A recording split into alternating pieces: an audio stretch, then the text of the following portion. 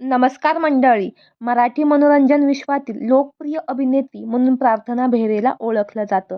आजवर तिने अनेक मालिका तसेच चित्रपटांमधून प्रेक्षकांचं मनोरंजन केलं आहे.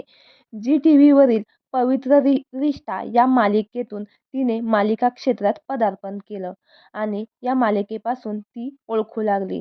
त्यानंतर माझी तुझी रेशीमगाठ या मालिकेमुळे तिला अजूनच प्रसिद्धी मिळाली. त्यामुळे ती घराघरात जाऊन पोहोचली. आपल्या गोड स्वभावामुळे प्रार्थना नेहमीच सर्वांचं मन जिंकून घेते. ती सोशल मीडियावर देखील प्रचंड सक्रिय असते. मात्र प्रार्थना बेहरे हिच्यावर दुःखाचा डोंगर कोसळला आहे. तिच्या अगदी जवळच्या व्यक्तीचे दुःखद निधन झालं आहे. तर काय आहे संपूर्ण माहिती जाणून घेऊ. त्या अगोदर आपल्या चॅनलला सबस्क्राईब आणि लाईक केलं नसेल तर नक्की करा. प्रार्थना बेहरे हिच्या भावाचे काही तासापूर्वीच दुःखद निधन झालं आहे. याबाबत तिने स्वतः एक पोस्ट शेअर केली आहे.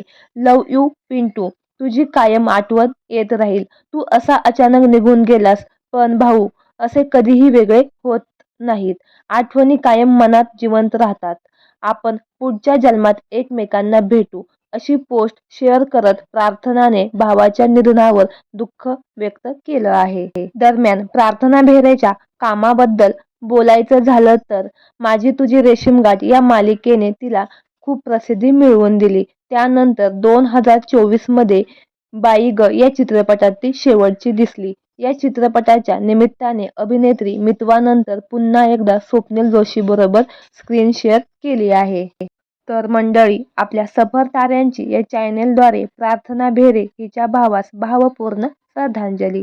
तर मंडळी, तुम्हाला पवित्र रिश्ता या मालिकेतील प्रार्थना बेहरे यांचे वैशाली हे पात्र की माझी तुझी रेशीमगाठ या मालिकेतील नेहा हे पात्र जास्त आवडले हे आम्हाला कमेंट बॉक्समध्ये नक्की कळवा. धन्यवाद.